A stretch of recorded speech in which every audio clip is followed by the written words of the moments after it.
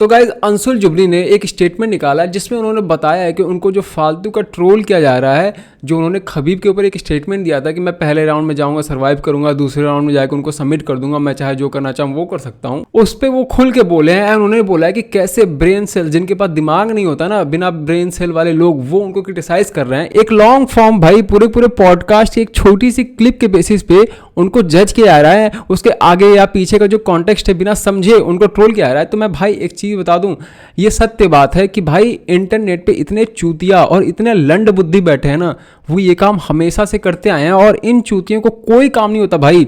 Unemployed बैठे रहते हैं, मतलब कि इनके पास जो डिग्री होती है ये फेक खरीदे होते हैं, पढ़ाई लिखाई में एकदम जीरो होते हैं, गंवार, और कुल मिला के क्या करते हैं मालूम है, दिन भर ट्रोल करते हैं सोशल मीडिया पर बैठ के, क्योंकि इनकी इनसे ज़्यादा कुछ औकात होती ही नहीं है।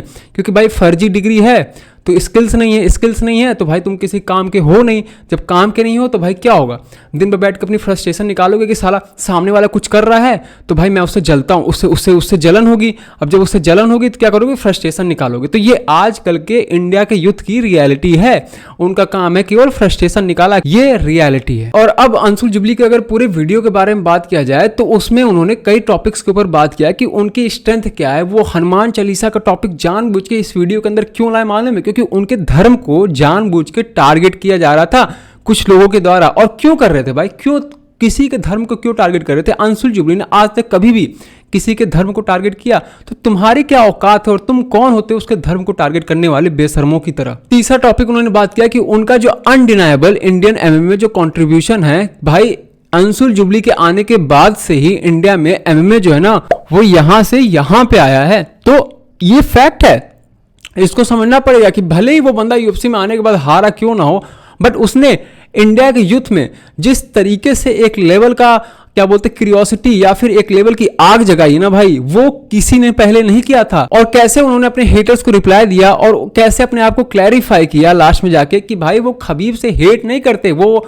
एक सवाल का जवाब दे रहे थे। सामने जो रणवीर इलाहाबादिया बैठे हुए थे, जो उन्होंने पूछा था भाई, ये इन सब टॉपिक्स के ऊपर उन्होंने बात की है। मैं इन सारे टॉपिक्स के ऊपर बात करना चाहता हूं। सबसे पहला टॉपिक उन्होंने ये बोला कि भाई जो बंदा इतनी गिरी हुई सिचुएशन में 3,000 रुपए लेके मंथली खर्चे पे भाई जीता था दिल्ली में, उस बंदे को तुम कैसे तोड़ सकते हो जिसने इतना स्ट्रगल देखा है? तुम उसका कुछ नहीं उखाड़ सकते।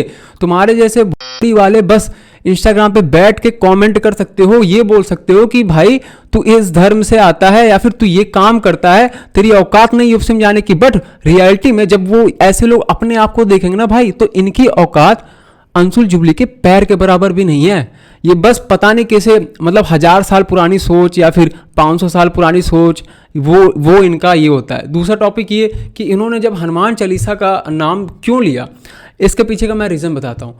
जब भी कोई ऐसा फाइटर आता है जो एक धर्म से होता है, तो कुछ ऐसे लोग होते हैं, कुछ ऐसे तत्व होते हैं जो जानबूझ के उसके धर्म को टारगेट करते हैं। क्यों? क्योंकि वो उनके रिलीजन को फॉलो नहीं करता, एंड जिसकी वजह से वो काफ़ी गलत बोल जाते हैं, ऐसी चीज़ें बोल जाते हैं। मैं अपने कमेंट बॉक्स सेक्शन का मैं अगर तुम लोग को दिखा दूं हालत कभी, कि भाई ऐसे लोग इंडिया से भी होते हैं और पाकिस्तान और बांग्लादेश और नेपाल, हर जगह से भाई, जहाँ जहाँ ये हिंदी बेल्ट का रीजन आता है ना, ये सब हर जगह से आते हैं। और ये पर्टिकुलरली क्या बोलते हैं मालूम है, एक दूसरे के धर्म को गाली देते रहते हैं। तो भाई इनका केवल यही काम होता है। अब उसके बाद आ जाते हैं भाई कि जो इन्होंने बोला कि खबीब के बारे में जो इन्होंने बोला, ये क्यों बोला? तो भाई मैंने वो पूरा पॉडकास्ट देखा है, उसमें रणवीर इलाहाबादी ने ये पूछा था कि अगर आपको चांस मिल जाए कि भाई आपको हबीब नुरमगोमेडोव या फिर खबीब नुरमगोमेडोव से फाइट करनी है, 1 महीने का आपको टाइम मिलेगा प्रिपरेशन का, तो क्या आप फाइट करोगे? तो उन्होंने बोला इसके रिप्लाई में कि भाई 1 महीने क्या, आप मेरे को 1 हफ्ते का टाइम दे दो। क्यों नहीं, मैं उनसे फाइट करना पसंद करूंगा, क्योंकि भाई वो इतने बड़े हैं, मैं अपने इंडिया को रिप्रेजेंट करूंगा, तो मैं क्यों ना उनसे फाइट करूं। अगर मान लो फाइट हो जाती, हाइपोथेटिकली ये बात है, तो भाई हमारे इंडिया का एमएमए जो अभी इतने ग्रोइंग स्टेज पे, वो किस लेवल पे चला जाता। तो इस चीज़ को एड्रेस करते हुए उन्होंने बोला जी हाँ मैं फाइट करूंगा। तो जाहिर सी बात है, हर एक फाइटर की ये मेंटेलिटी होती है, हर एक फाइटर की, जो एक्टिव फाइटर होता है उसकी ये मेंटेलिटी होती है कि भाई वो अपने आप को बेस्ट मानता है, भले ही वो फाइट में हक दे जाके। ये एक रियलिटी है। उन्होंने भी उस समय बोला, वो भी थोड़े मजाक वाले सेंस में ही बोला, उनको भी अंदर से 100% श्योर नहीं था, क्योंकि भाई हबीब को आज तक कोई हरा नहीं पाया है, तो कैसे श्योर होगा। तो उन्होंने मजाक में ये बात बोली थी कि भाई मेरे को फर्स्ट राउंड सर्वाइव करना है, सेकंड राउंड में सबमिट कर सकता हूँ, जो मन करे वो कर सकता हूँ। तो उस छोटी सी क्लिप को काट के बिना कोई कॉन्टेस्ट के लोग चूतियों की तरह उनको टारगेट कर रहे थे। तो इस चीज को क्लैरिफाई किया उन्होंने कि भाई नहीं, ये एक नॉनसेंस लेवल का काम है। इंडिया में मालूम है कैसे लोग हैं, वो ऐसे इंसान को सपोर्ट कर सकते हैं, ऐसे फाइटर को सपोर्ट करते हैं जो रेपिस्ट है, ऐसे फाइटर को सपोर्ट करते हैं जो अपनी प्रेग्नेंट बीवी को मारता है, ऐसे फाइटर को सपोर्ट कर सकते हैं जो 16-17 साल की लड़की से शादी करता है। बट भाई ये लोग अपने देश के फाइटर को गिराएंगे जानबूझ के। क्यों गिराएंगे? क्योंकि भाई उनको उनसे जलन होती है, उनको लगता है कि मैं उनसे बेटर हूं, या फिर इस धर्म का फाइटर आता तो इससे ज्यादा बेटर करेगा। ये रियलिटी है, मैं सच्चाई बोल रहा हूं। कोई इंडिया का एमएमए कंटेंट क्रिएटर आगे सामने ये बात नहीं बोलता, बट मैं बोल रहा हूं। मैं सबकी बात नहीं कर रहा, बट कुछ है।